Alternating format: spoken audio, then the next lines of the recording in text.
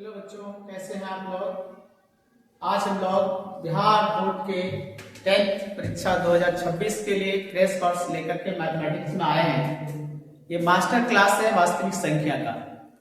वास्तविक संख्या के अंतर्गत विभिन्न बिंदुओं पर हम चर्चा करते हैं, जैसे पहला प्राकृत संख्या, पूर्ण संख्या, सम संख्या, विषम संख्या, पूर्णांक, परिमेय संख्या, अपरिमेय संख्या, भिन्न, एलसीएम और एचसीएफ, यूक्लिड विभाजन एल्गोरिथ्म। अपरिमेय संख्याओं को सिद्ध करना यूक्लिड विभाजन एल्गोरिथ्म द्वारा मौसम ज्ञात करना, शांत और अशांत दशमलव प्रसार की जानकारी प्राप्त करना। ये मेन सिलेबस है वास्तविक संख्या से। बिहार बोर्ड में इसके लिए 10 मार्क्स आते हैं। कितने मार्क्स आते हैं? 10 मार्क्स इसका बिहार बोर्ड में है। 10 मार्क्स बिहार बोर्ड में है, लेकिन अभी जो डबल क्वेश्चन पूछने के दौरान ये 20 मार्क्स के क्वेश्चन इससे आने की संभावना होती है। बहुत इंपॉर्टेंट चैप्टर है। जैसे मैं आज की चर्चा करूंगा प्राकृत संख्या। सभी बच्चे जानते होंगे प्राकृत संख्या मीन्स गिनती की संख्या, काउंटिंग नंबर, और इनको इंग्लिश में हम लोग नेचुरल नंबर कहते हैं। तो आप बातें करेंगे हम पहले बिंदु पर, जो प्राकृत संख्या आपका है। तो प्राकृत संख्या है क्या? प्राकृत संख्या है क्या, इन बातों पर चर्चा करना है। यानी गिनती की जो संख्या होती है, गिनती की संख्याओं को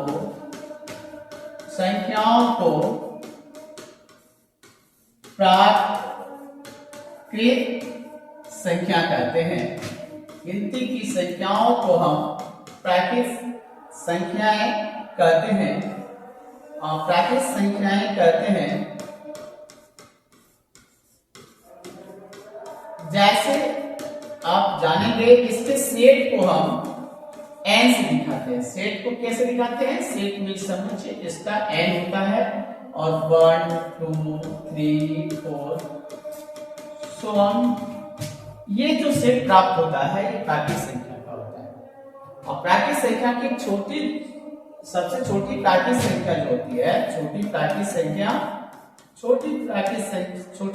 क्या होगा? छोटी प्राकृत संख्या में एक आएंगे, सबसे छोटी होंगे, और सबसे बड़ी हम लोग नहीं लिख पाएंगे। सबसे बड़ी प्राकृत संख्या को अनंत होता है, लिखते रहेंगे।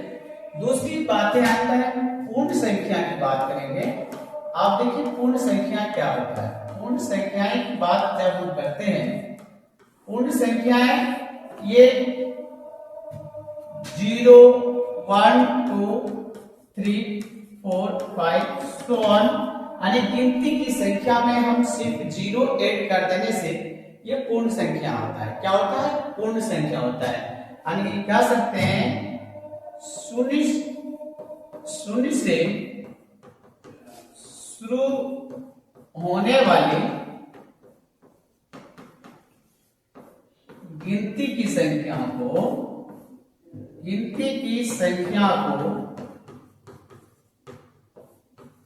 पूर्ण संख्या कहते हैं। पूर्ण संख्या कहते हैं, शून्य से शुरू होता है। अभी बात है सबसे छोटी पूर्ण संख्या जो होगी, सबसे छोटी पूर्ण संख्या जो होंगे, छोटी पूर्ण संख्या आपका पूर्ण संख्या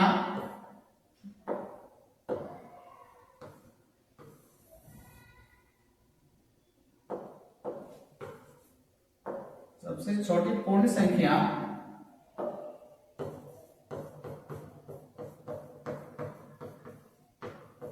शून्य होता है। इससे छोटी पूर्ण संख्या हो ही नहीं सकता है। अब आगे बात करते हैं लोग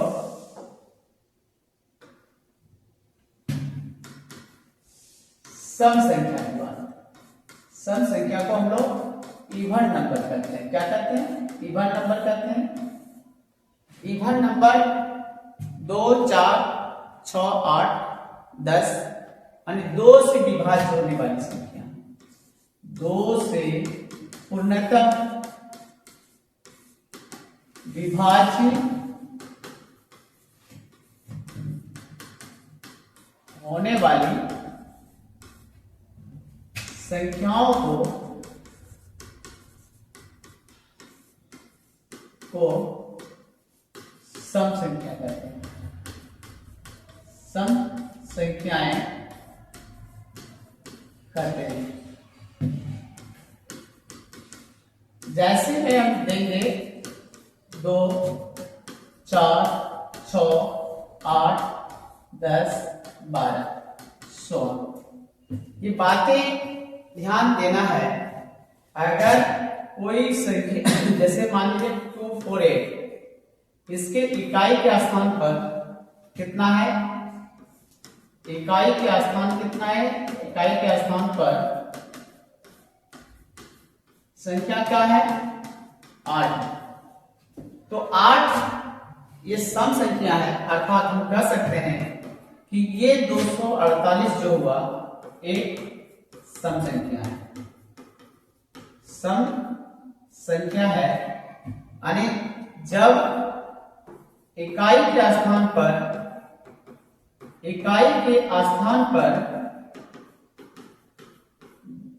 2 0, 2, 4, 6, 8 ये संख्या रहती है तो आप वह संख्या सम होगा। इकाई का स्थान पर 0, 2, 4, 6, 8 रहती है तो वैसी संख्या क्या होगा? सम संख्या। जैसे सपोज 500।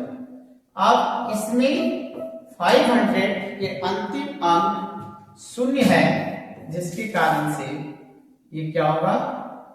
500 एक सम संख्या है। क्या है? सम संख्या। 500 क्या है? एक सम संख्या है। सम संख्या अर्थात क्या है? इवन नंबर है, अर्थात इवन नंबर है। तो सम संख्या पहचानने के आसान तरीका है।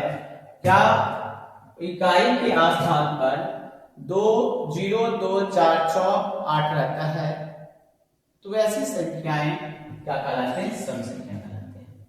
नेक्स्ट विषम संख्या है। बहुत आसान है।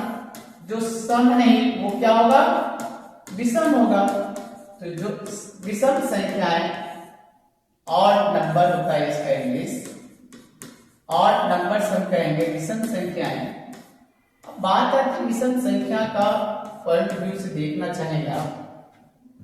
जो संख्या 2 से पूर्णतः विभाजित नहीं होती है, यानी अर्थात 2 से पूरा क्या नहीं कटता है, भाग नहीं लगता है, वैसी संख्या को क्या कहते हैं? हम विषम संख्या कहते हैं। यानी वैसी प्राकृत संख्याएं जो 2 से पूर्णतः विभाजित नहीं होती। पूर्णतः विभाजित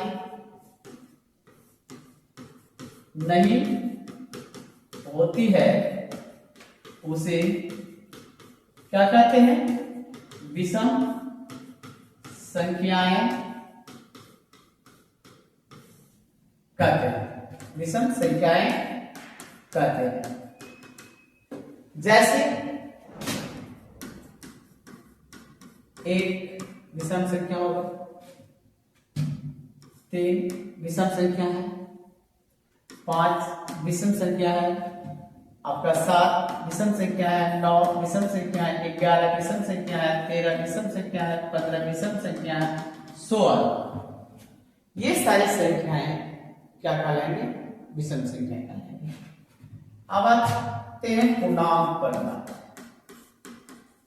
पूर्णांक क्यों कहते हैं? पूर्णांक मीन्स इंग्लिश मीनिंग इंटीजर्स, और इंटीजर्स को, सेट ऑफ इंटीजर्स को हम चाहे जेड से दिखाएं या आई से दिखाते हैं।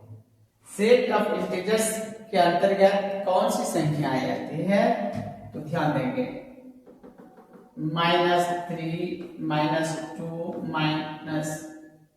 -1, फिर 0 1 2 3 4 सो ऑन।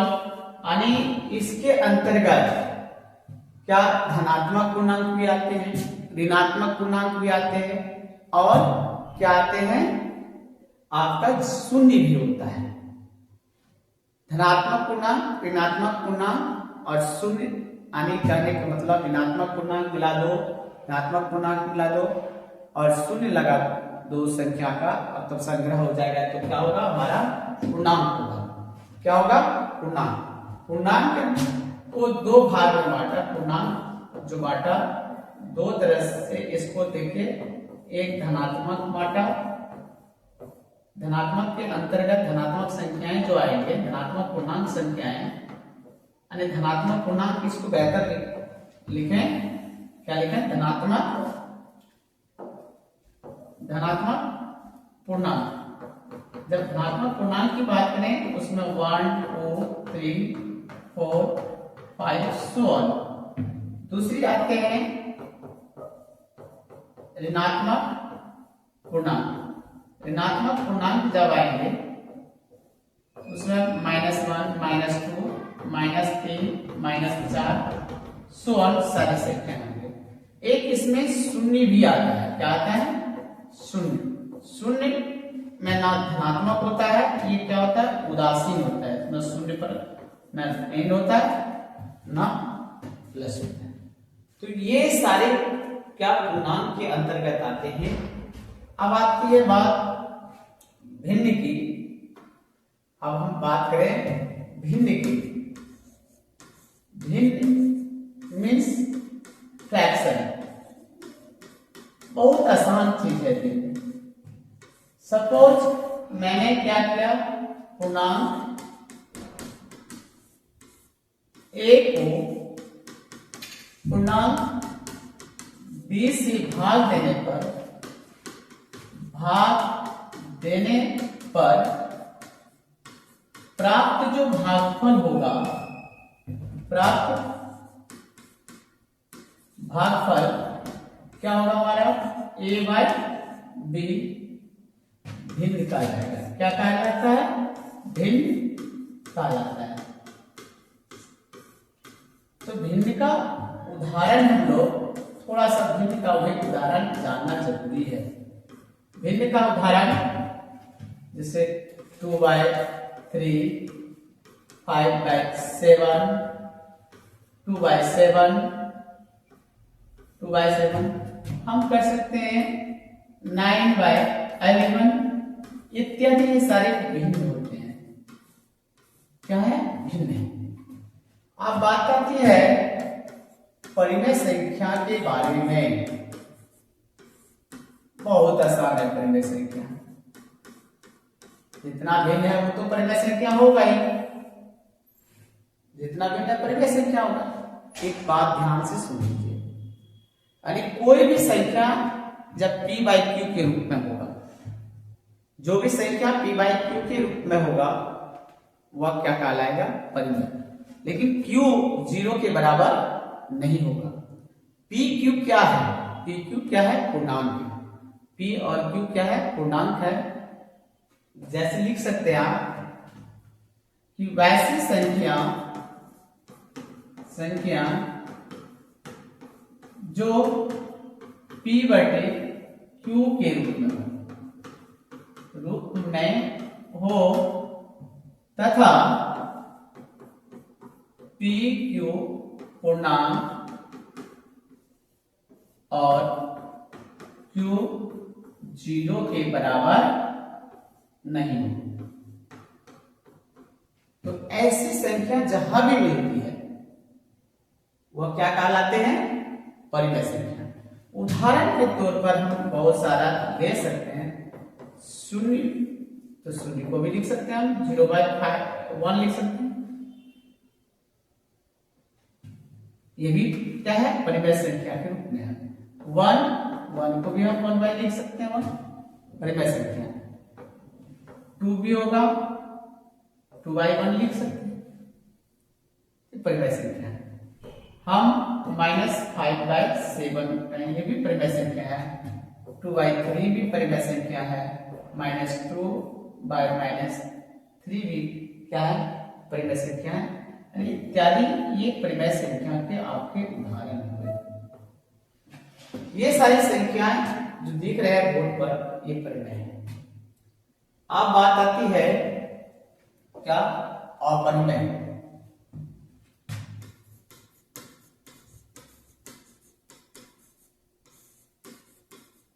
अपरिमेय संख्याएं, अपरिमेय संख्या इरेशनल नंबर। अपरिमेय संख्या क्या हुआ, इरेशनल नंबर हुआ, इरेशनल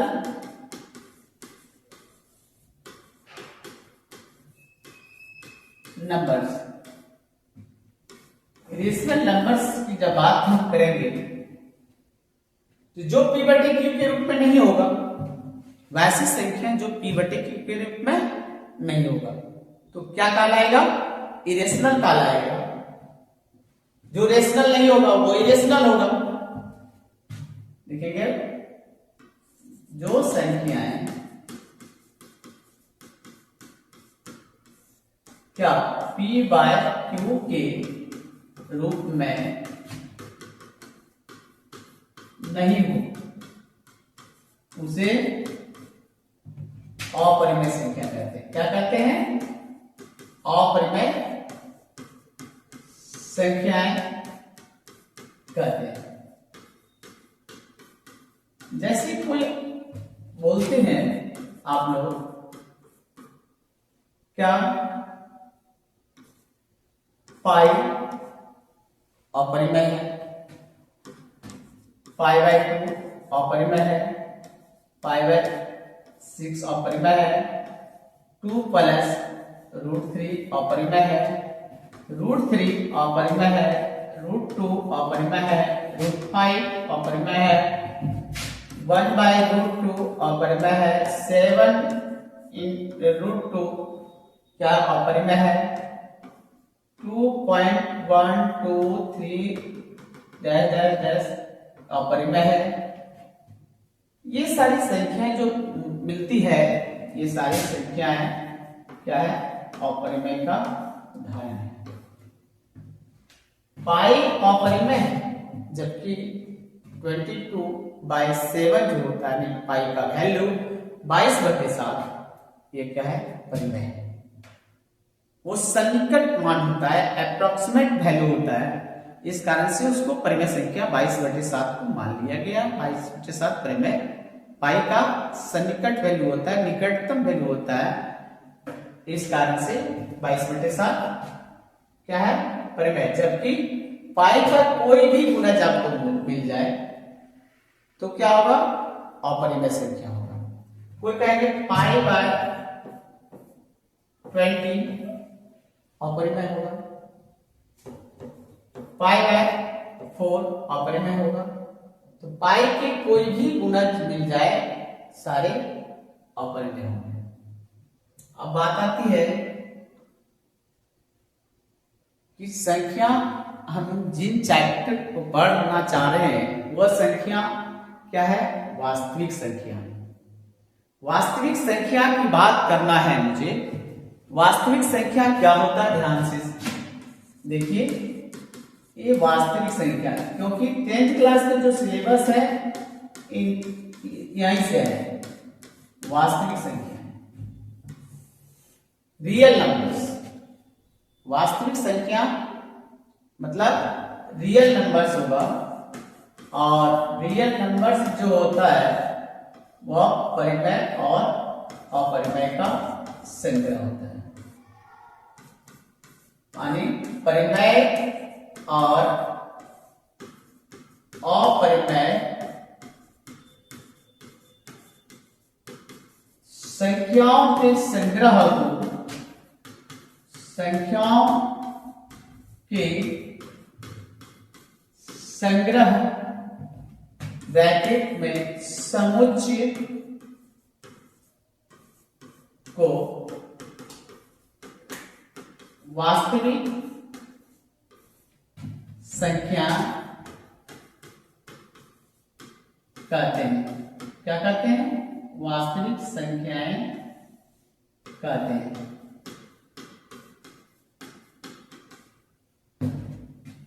वास्तविक संख्या के समुच्चय को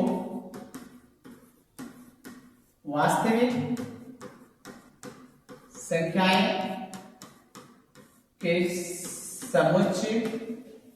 समुच्चय का जो इंग्लिश होता है वह सेट होता है।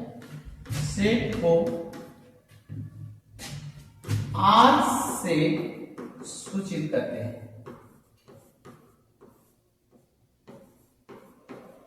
तो उदाहरण इसका हम कैसे व्यक्त करेंगे देखें।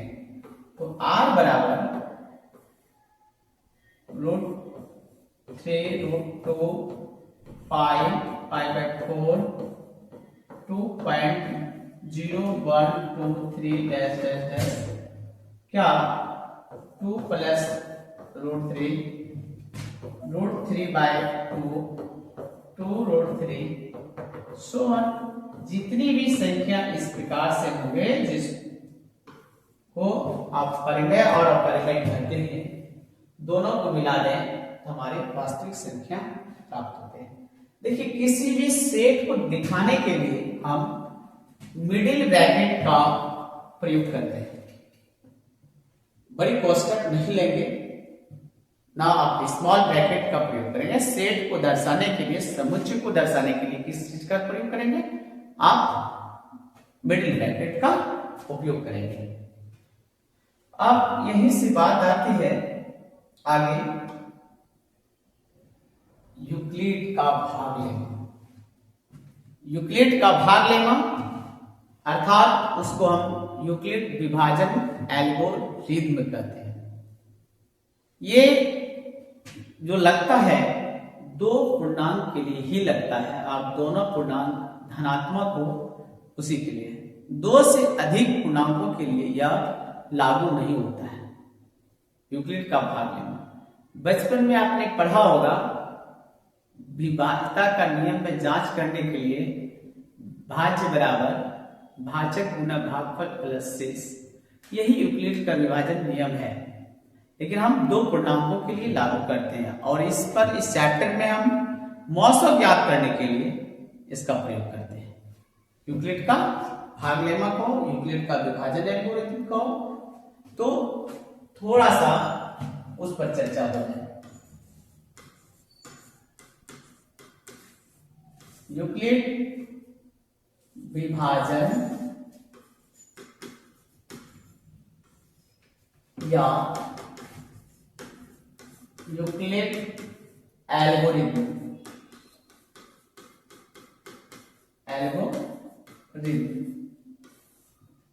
ये जो है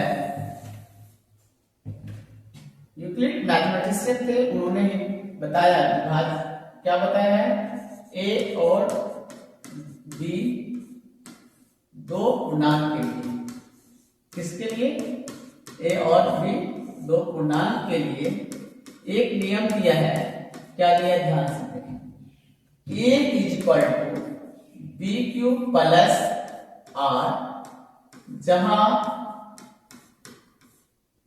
0 is less than equal to r और लेस देन बी। अब यहां आर क्या है? आर शेषफल है, बी इसका क्या है?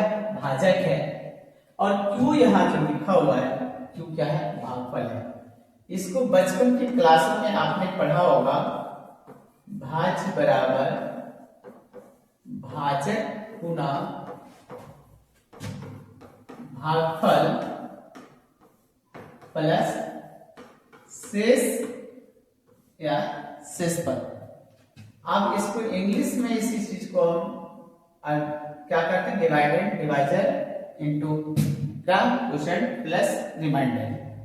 तो बातें यहां इसका उपयोग कैसे करेंगे? जैसे इसमें है क्या, ध्यान दें। ए को हम क्या करेंगे? ए को क्या लिखेंगे? भाज्य है।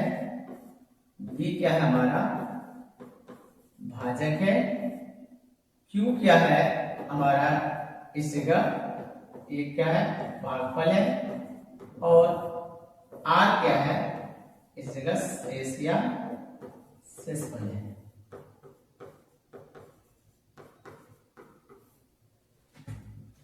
ध्यान देना है कि हम लोग इसको 36 को जैसे 9 गुणा 4 प्लस 0 यानी 36 को व्यक्त करना हो, 36 को व्यक्त करना हो तो 39 इंटू 4 प्लस क्या होगा 0। तो ये आपका ये बता रहा है, ये किसको सूचित कर रहा है, एक को सूचित कर रहा है, ये किसको सूचित कर रहा है, ध्यान दें बी के स्थान पर है तो ये क्या कर रहा है बी को, और ये क्या कर रहा है क्यू को, और ये क्या कर रहा है आर। मैंने एक संख्या लिया, उस पर निरूपण करके मैंने दिखा दिया। इस प्रकार से हम किसी भी संख्याओं को यूक्लिड विभाजन एल्गोरिथम या भाग का लेमा द्वारा हम संख्या को निरूपित दो संख्याओं को कर सकते हैं। इसका यूज रहेगा यूक्लिड विभाजन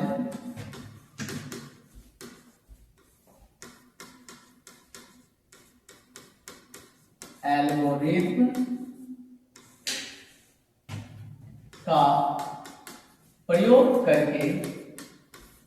प्रयोग करके मौसम ज्ञात करना।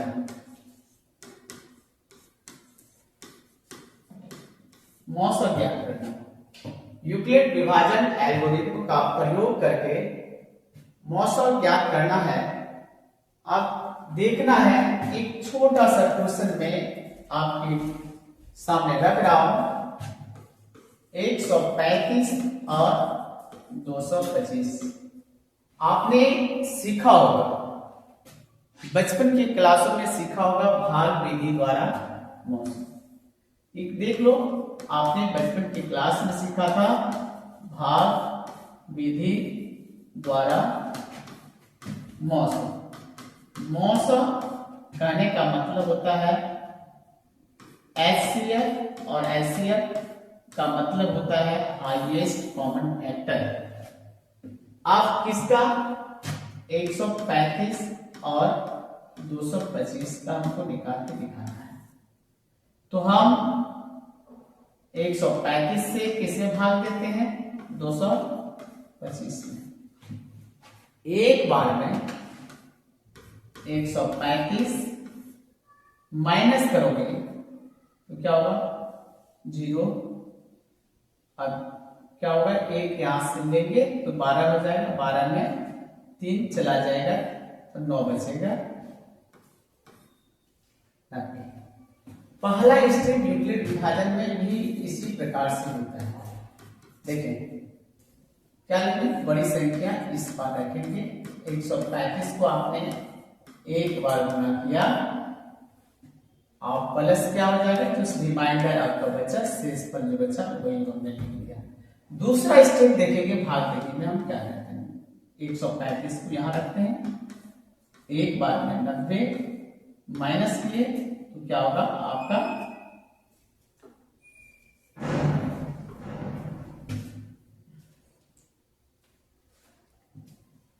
अब थोड़ा सा समझना है, यहां भी 135 रखेंगे। आप किसी कटा रहे हैं 90 इंटू 1 प्लस,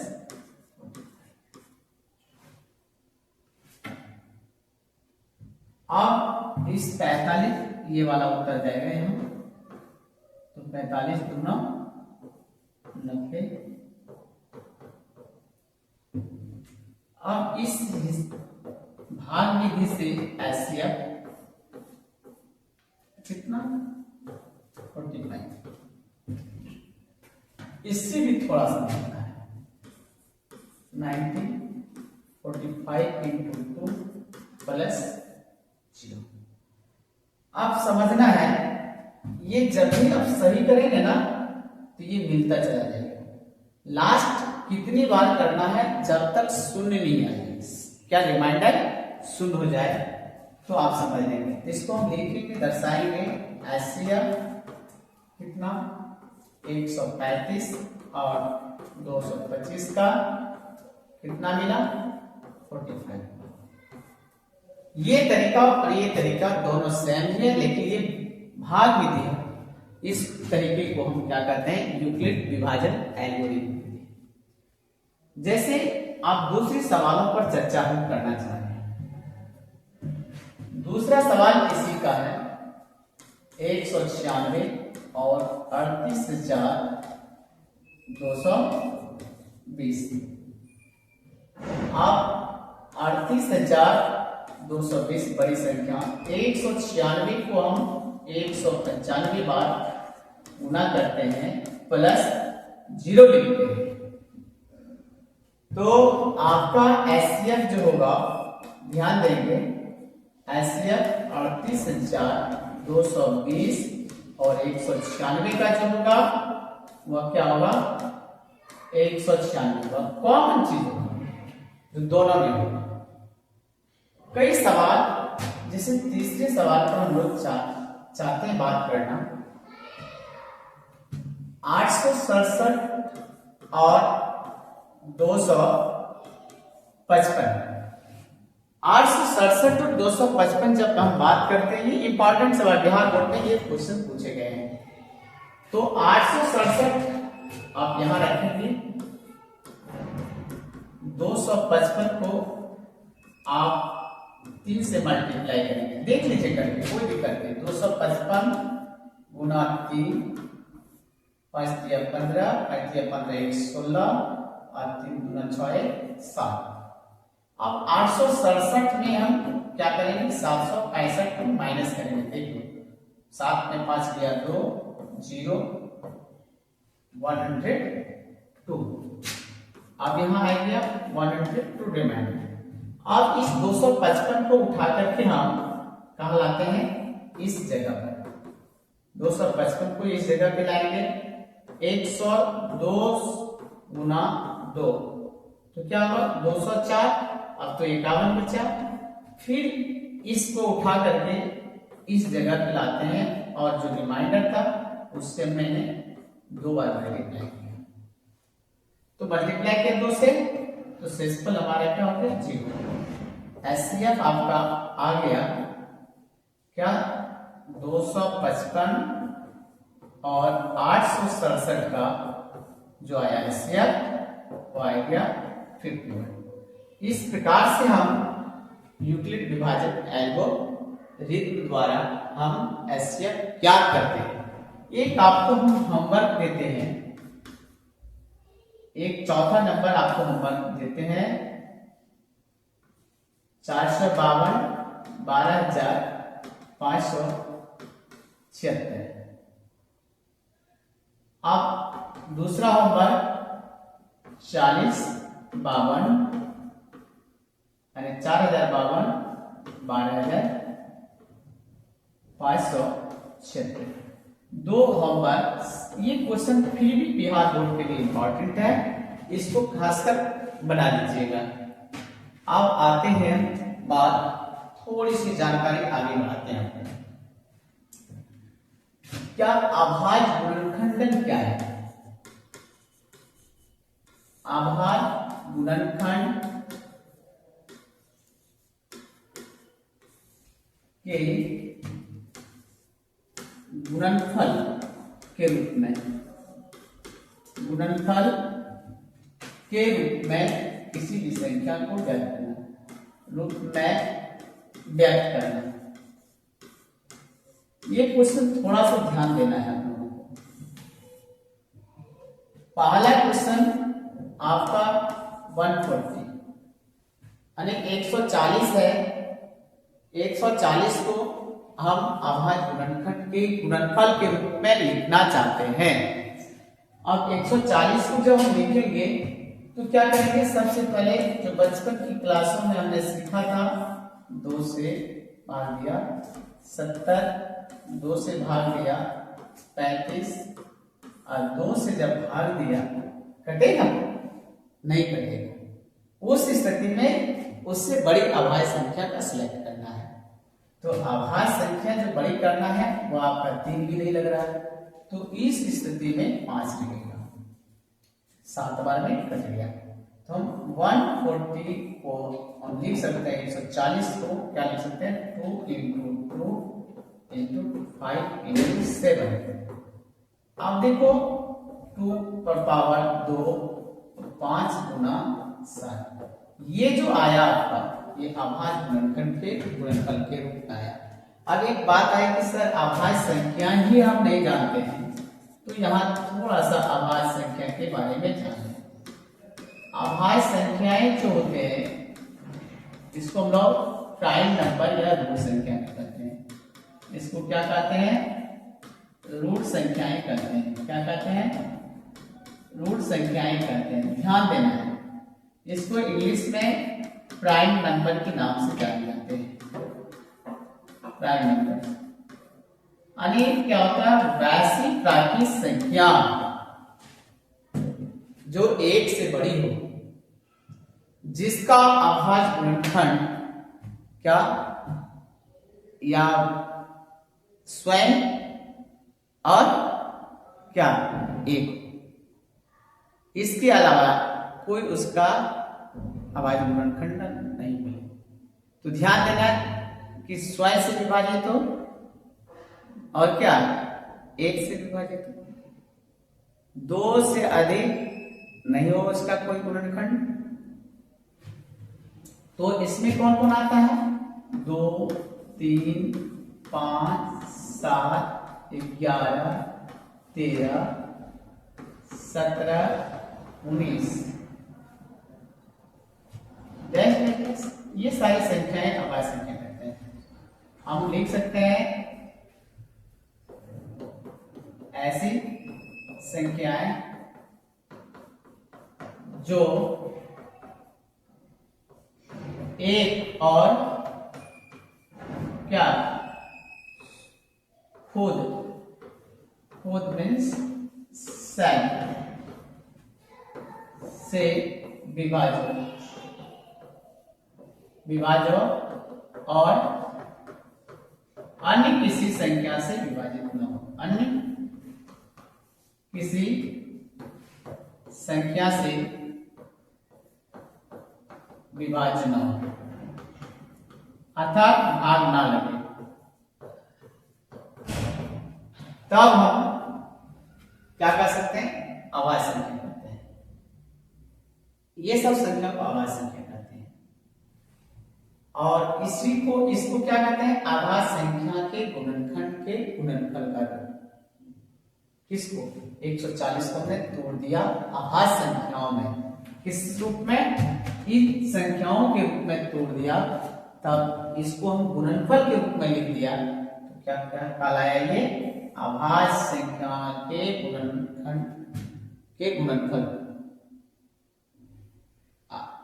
ठीक है, आगे बढ़ते।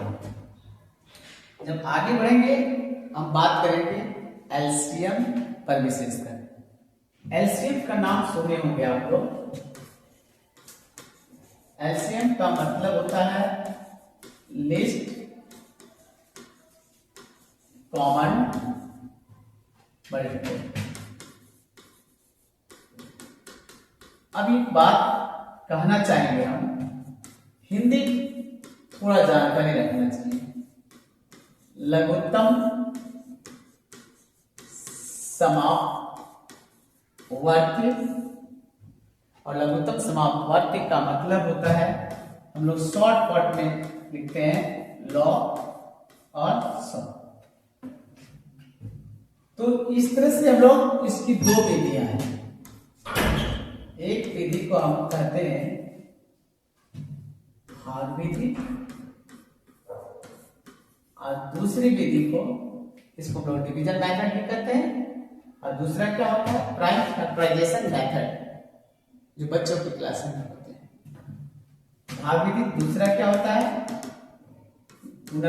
अभाज्य गुणनखंड विधि, अभाज्य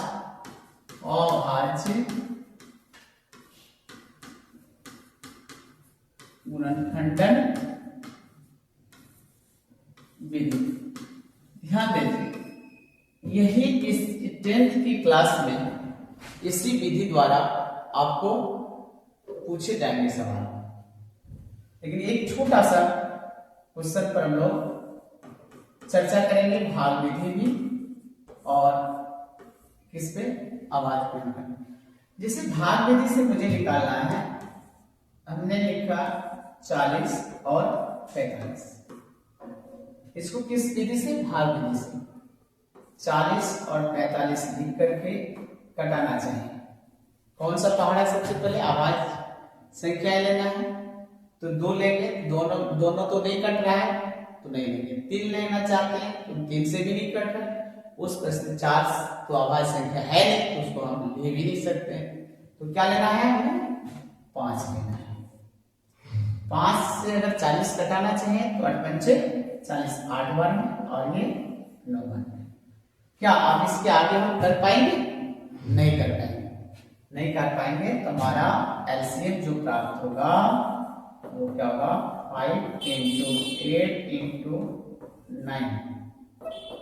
तो आप देखिए इसको मल्टीप्लाई, 5 × 8 तो क्या होगा 40 और 40 × 9 मीन्स 9 × 36 मतलब 360। तो 360 आप लोगों को ये हुआ, ध्यान देंगे 360। फिर इसी विधि से हम इसको सिखाना चाहेंगे, क्वेश्चन हम सिखाना चाहेंगे 40 और 45 को। कौन सा विधि, आवाज गुणनखंड विधि। ये बच्चा क्लास के है इसलिए हम इसे विशेष पर चर्चा नहीं करेंगे। विशेष चर्चा किस पर होना है, आवाज गुणनखंड विधि, प्राइम फैक्टराइजेशन मेथड पर, क्योंकि 10th क्लास में इन्हीं मेथड से आपको एलसीएम पूछा जाता है। तो 40 का हम तोड़ेंगे, अभी तुरंत बताइए कि आपको 40 को तोड़ने की तरीका ऐसा है, 2 से 20, 2 से 10 और 2 से फिर 5। तो क्या 2 कितनी बार आया, 2 गुना 2 गुना 2 गुना 5। 2 कितनी बार आया, 3 बार, 3 बार आया। अब गुना 5, 45 को भी तोड़ो, 3 से 15, फिर 3 से 5, 45 × 3 × 3 × 5, तो 3 का स्क्वायर। अब एलसीएम निकालना है। एलसीएम में क्या होता है बता सकते हैं, अधिकतम पावर लेना चाहिए। आवाज गुणनखंड पर अधिकतम और कोई एक भी नहीं छूटना चाहिए। तो एलसीएम हम निकालना चाहेंगे इसका, तो सबसे पहले छोटी आवाज संख्या कौन सा है, 2 है। 2 पर अधिकतम पावर कितना है, 3, मैंने ले लिया। आप क्या करेंगे, उसके आगे देखो 3 है, 3 पर अधिकतम पावर कितना है, 2। 5 है आवाज गुणनखंड बाजू, 5 पर अधिकतम पावर 1। तो क्या होगा, 3 बार उसको मल्टीप्लाई कीजिए, 2 × 2 × 2 तो क्या 8 होगा, 3 × 3 9 होगा और × 5 ये क्या होगा 360 होगा। मैथड चेंज करने से आंसर चेंज नहीं होगा, ये बात। ये कौन सा मैथड कहलाएगा, प्राइम फैक्टराइजेशन मेथड, आवाज गुणनखंड विधि। और ये कौन सा कहलाएगा, भाग विधि, जिसको हम लोग डिवीजन मेथड कहते हैं। हमें एक और क्वेश्चन आवाज गुणनखंड विधि से मैं बता देता हूं। चलिए क्या लिखते हैं, आवाज गुणनखंड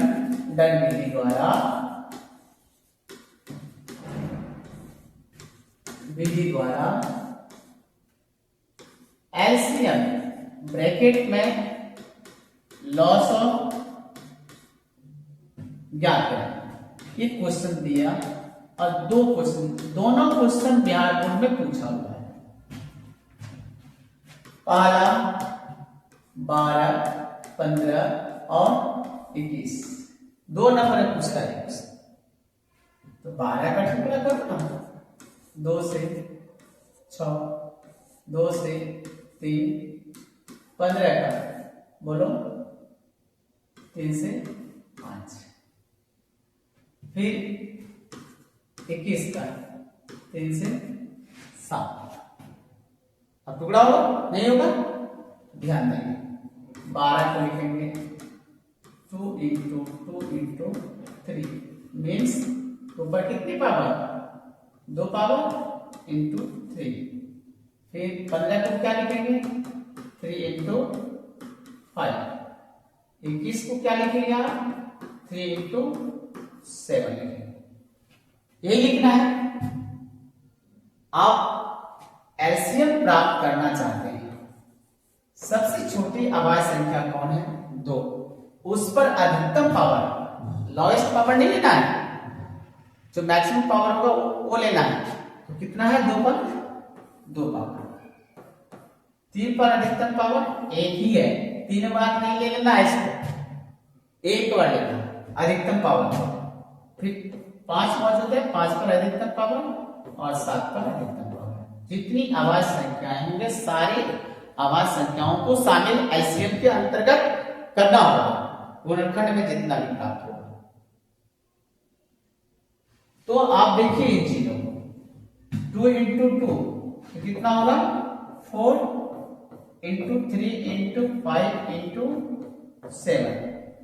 7 से 5 बार गुना होगा, 7 5 35 दिया कितना होगा 105 और गुना 4, तो क्या होगा 105 गुना 4 5 20, फिर 2 420। इस प्रकार से इसका क्या हो गया आपका 420। दूसरा क्वेश्चन इसका एक और पढ़ो, देख रहे हैं 420 कैसे प्राप्त किया है। दूसरा क्वेश्चन हम प्राप्त करते हैं 8, 9 और 25। 8 को हम प्राप्त करेंगे गुना 2 गुना 2 गुना 2, 2 पर पावर 3।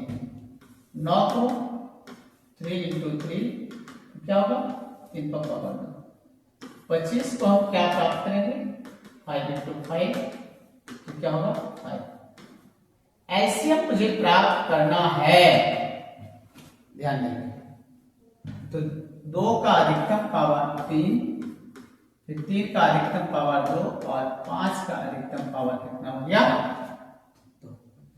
फिर 2 को 3 पर, बहुत बच्चे क्या करते हैं 2 इंटू 3 6 लिख देते हैं, ये लिखना गलत होगा। पावर है इसका मतलब उतनी बार गुना है, तो इसको हम क्या करते हैं ऐसे, जैसे 2 को पावर 3 मीन्स क्या होगा 2 गुना 2 गुना 2 बराबर 8, ये समझना होगा।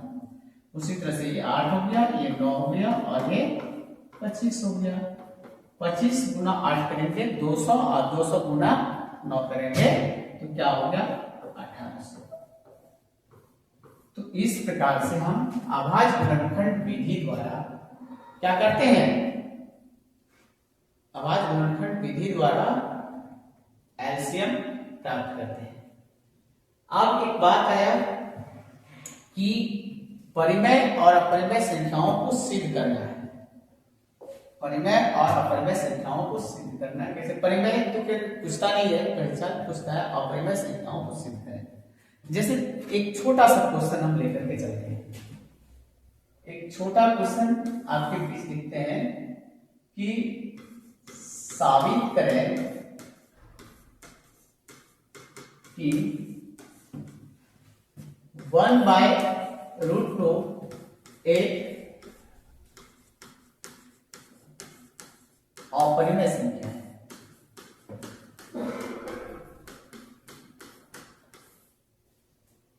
अपरिमेय संख्या है।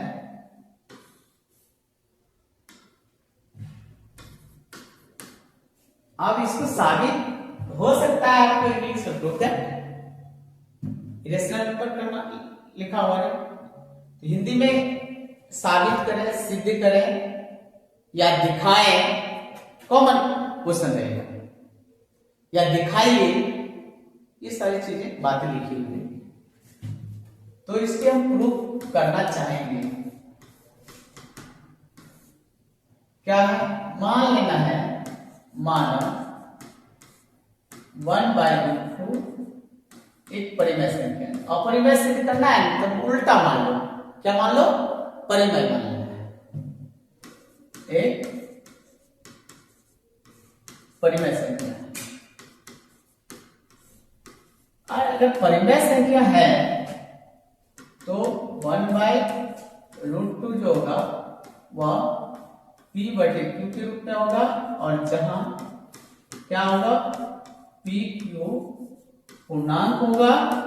और दूसरी बात है, बता सकते हैं क्या, तथा q नॉट इक्वल टू 0,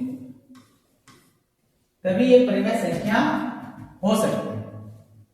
अब थोड़ा सा इसको आगे बढ़ेंगे, 1/√2 बराबर p/q।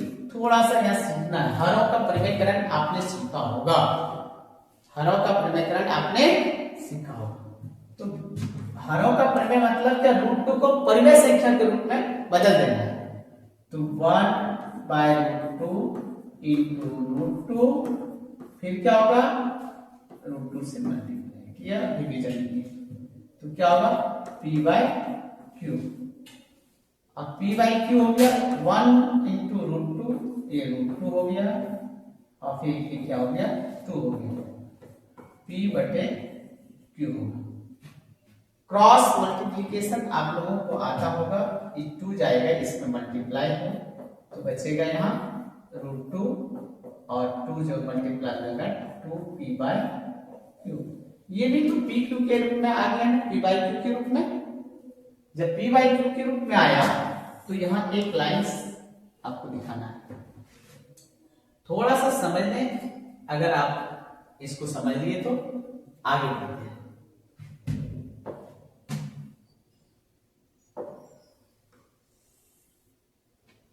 इसको हम आगे लेकर के चलते हैं।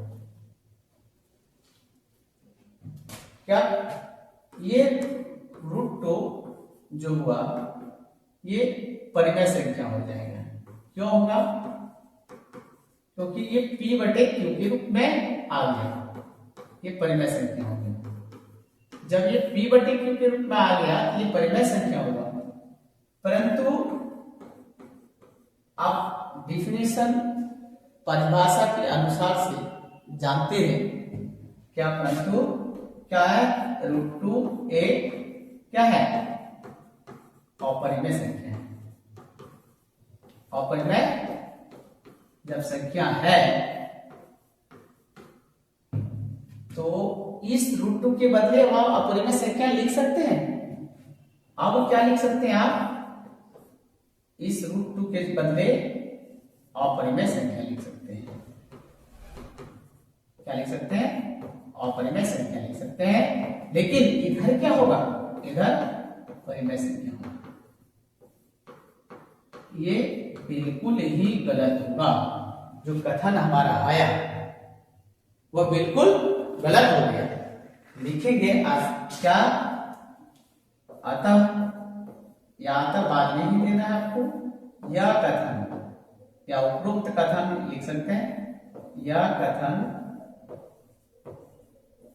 असंभव है, असंभव या गलत गलत है। तो हमारा मानना भी क्या हो गया, जो हमने परिमेय संख्या माना था, मानना ही गलत हो गया। तो क्या लिखेंगे, इसलिए हमारी जो मान्यता थी वो गलत है, इसलिए हमारी मान्यता गलत है। मानना ही नहीं चाहिए था,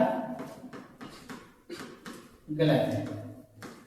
जब मान्यता ही गलत हो गया तो सिद्ध हो गया, ऑटोमेटिक लिख देंगे। अतः क्या है, 1/√2 एक परिमेय संख्या नहीं है, परिमेय संख्या नहीं है। तो परिमेय संख्या नहीं है तो है क्या, अपरिमेय संख्या है। अर्थात लिख सकते हैं आप √2 एक परिमेय संख्या है।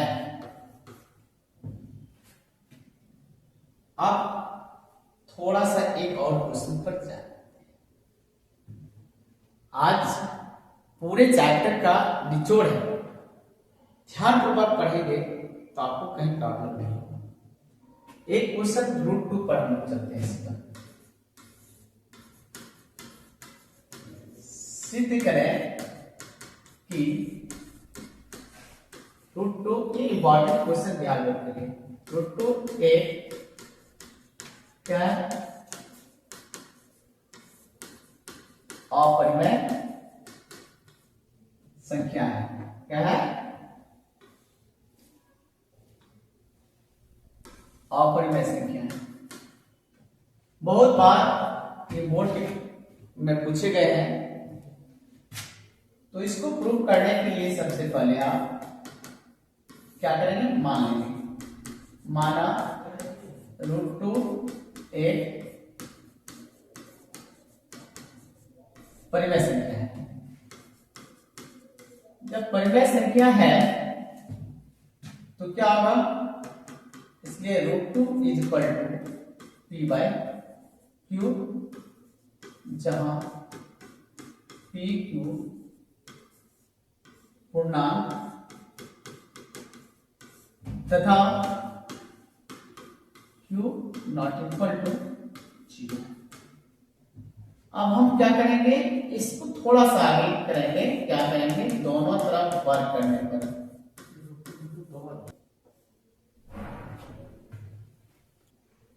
दोनों तरफ वर्ग करने पर तो क्या होगा? √2 का होल स्क्वायर और p/2 का होल स्क्वायर। ये क्या होगा? 2 और ये हो जाएगा p²/q²। अब क्या होगा? 2q² = p²। हम लिख सकते हैं p² = 2q²।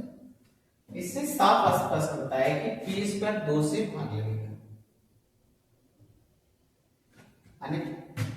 लिख सकते हैं p² 2 से विभाज्य होगा। जब विभाज्य होगा तो आगे बढ़े। इसको p भी 2 से विभाज्य, p भी 2 से विभाज्य। अब इसको हम लोग p बराबर कुछ मान लेते हैं, 2m 2k, जो आपको मानना है। अब देखिए थोड़ा सा हम आगे बढ़ाते हैं इन चीजों को।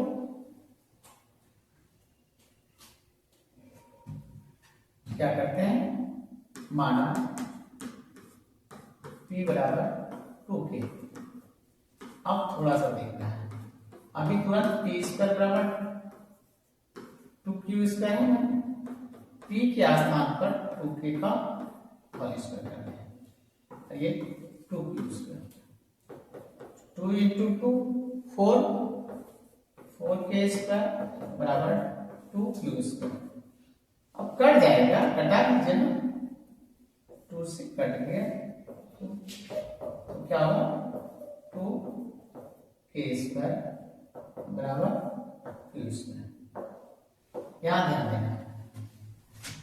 आप थोड़ा सा इसको आगे बढ़ाइए, लिख सकते हैं ऐसा q² बराबर 2k²। अब q² 2 से विभाजित करेगा, विभाज्य होगा। q भी 2 से विभाज्य होगा, 2 से विभाज्य। जब 2 से विभाज्य होगा, जब हम परिमेय संख्या माने हैं तो कॉमन चीजें नहीं आनी चाहिए p और q के बीच में। p भी 2 से भाग लग रहा है और q भी 2 से भाग लग रहा है, तो परिमेय संख्या जो मानना ही हमारा गलत हो जाएगा। देखिए लिखिएगा यहां p और q के बीच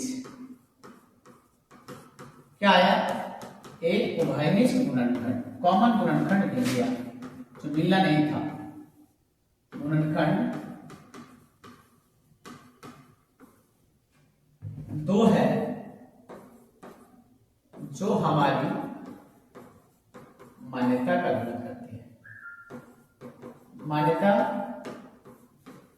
का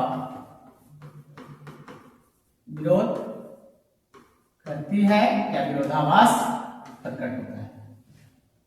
अब यहां से बात करेंगे, जब मान्यता का ही विरोध करती है इसलिए हमारी मानना, इसलिए हमारी मान्यता ही गलत हो गई। हमारी मान्यता गलत है, अतः क्या होगा, √2 एक अपरिमेय संख्या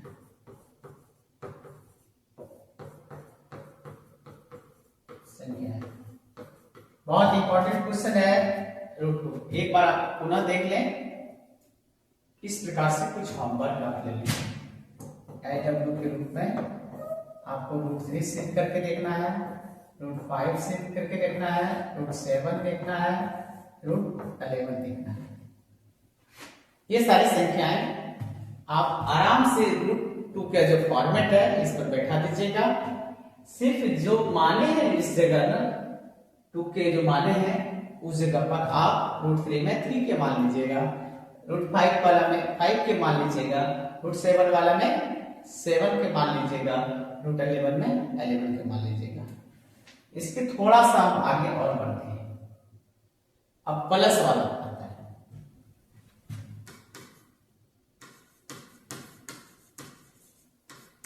सिद्ध करें कि 3 + 2√5 एक अपरिमेय संख्या है।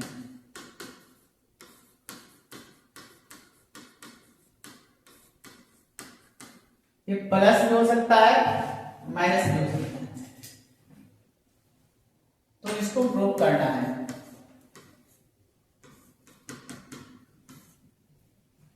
तो क्या करना है कि मान लेना है, माना 3 + 2√5 एक परिमेय संख्या है।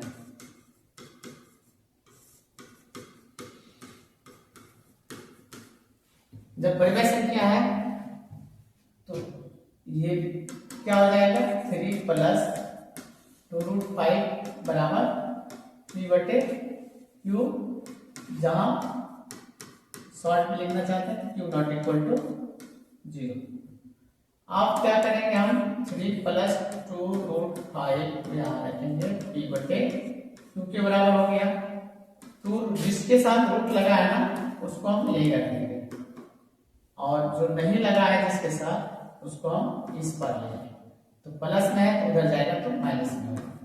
अब 2√5 बराबर एलसीएम इसका क्यू, p माइनस क्या हो जाएगा 3। अब ध्यान देना है, इस 2 को उस पार ले तो क्या होगा, इधर गुना में है उधर जाएगा तो भाग में होगा। p - 3q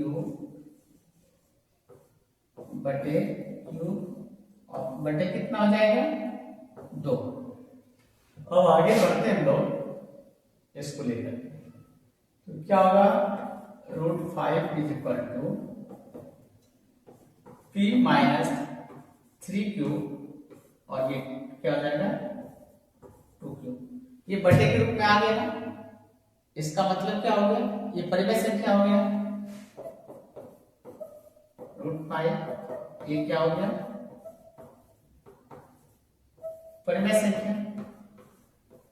जब ये परिमेय संख्या हो गया तो √5 आप लोग सभी जानते हैं क्या होता है, अपरिमेय संख्या। ये कथन तो गलत हो जाएगा ना, √5 परिमेय संख्या कभी नहीं हो सकता। कितना है, परंतु क्या लिखना है, परंतु √5 एक अपरिमेय संख्या है। अब अब √5 अपरिमेय संख्या है, तो क्या हो गया, अपरिमेय संख्या बराबर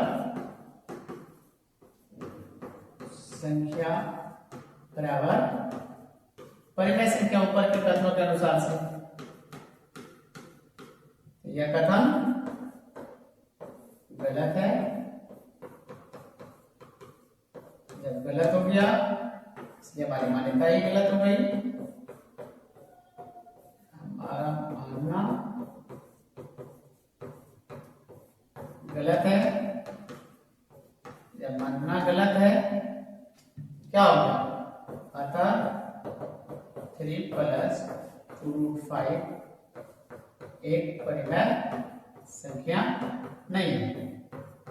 परिमेय संख्या जो माने वो गलत हो गया तो परिमेय संख्या नहीं है क्या, अपरिमेय संख्या है। क्या है, अपरिमेय संख्या है, अर्थात 3 + 2√5 एक अपरिमेय संख्या है। अपरिमेय संख्या है। ये क्या है, 3 + 2√5 एक अपरिमेय संख्या है। जब भी p/q के रूप में होगा तो परिमेय होगा, जब नहीं होगा तो क्या होगा, अपरिमेय होगा। अब यूक्लिड विभाजन द्वारा एक क्वेश्चन पर हम लोग और चर्चा करना है तो पूरा चैप्टर का थीम खत्म हो जाएगा। एक और देंगे आपको जो समस्याओं का समाधान, यानी ये मास्टर स्टॉक है इस क्लास का वास्तविक संख्या का। आप अगर समझ लेंगे तो 10 का 10 मार्क्स आपके बोर्ड परीक्षा में आ ही जाएंगे, कोई नहीं काट पाएगा। एक क्वेश्चन पर हम लोग चर्चा कर देते हैं लास्ट।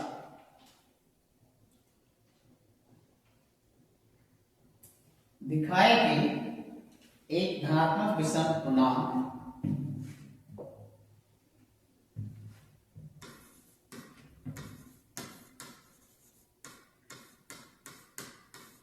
एक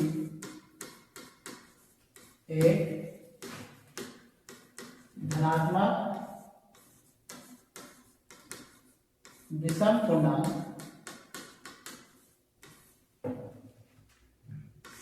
6³ + 1 या 6³ + 3 या 6³ + 5 के रूप में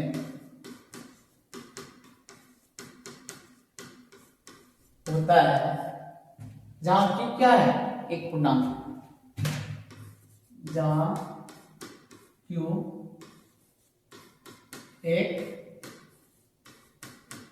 पूर्णांक है। ये बहुत बार परीक्षा में पूछा गया है, इंपॉर्टेंट क्वेश्चन है, प्रूव करना है इन चीजों को, ध्यान देना है।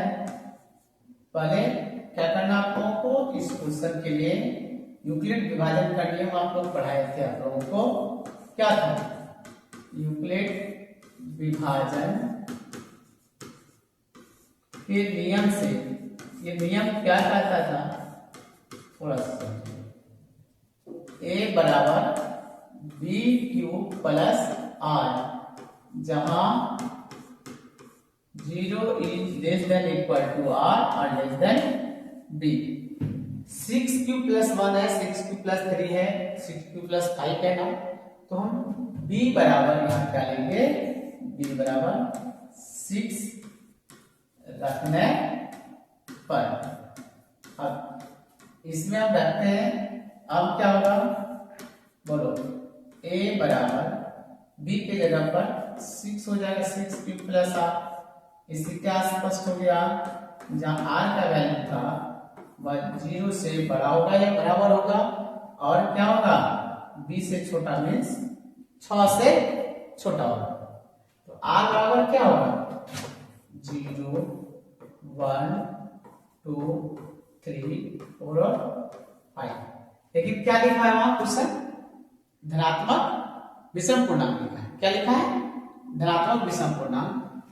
तो आप धनात्मक विषम पूर्णांक के लिए धनात्मक विषम पूर्णांक के लिए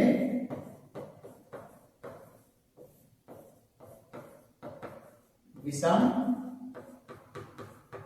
पूर्णांक के लिए बोलो r इक्वल टू क्या लेना है 1, 3 और 5 1, 3, 5 होगा। अब आगे बढ़े, बढ़ते हैं आगे।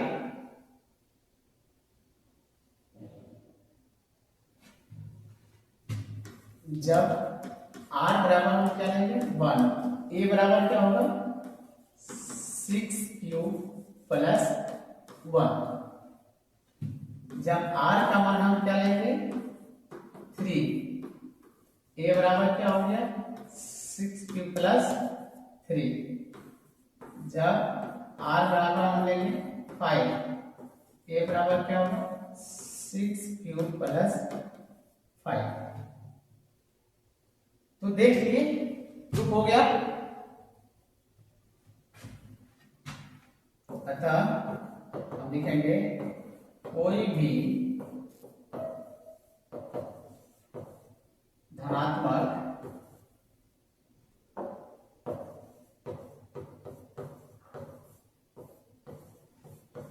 विषम पूर्णांक 6 क्यूब प्लस 1, 6 क्यूब प्लस 3 या 6 क्यूब प्लस 5 के रूप में होता है।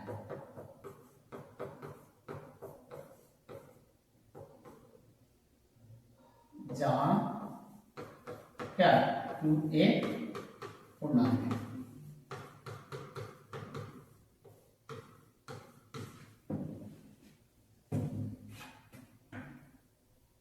इस प्रकार से हम लोग आज वास्तविक संख्या को यही समाप्त करते हैं। नेक्स्ट क्लास में फिर मिलेंगे समस्याओं के समाधान के लिए। वास्तविक संख्या 2 क्लास में वास्तविक संख्या पूर्णतः आपका समाप्त होगा, यानी 10 में 10 आपके आएंगे। और मैथमेटिक्स में 100 लाना है तो वास्तविक संख्या से लेकर सारे चैप्टरों को पढ़ना ना भूलें। मात्र 30 क्लास में आपके पूरे चैप्टर को समाप्त कर दिया जाएगा।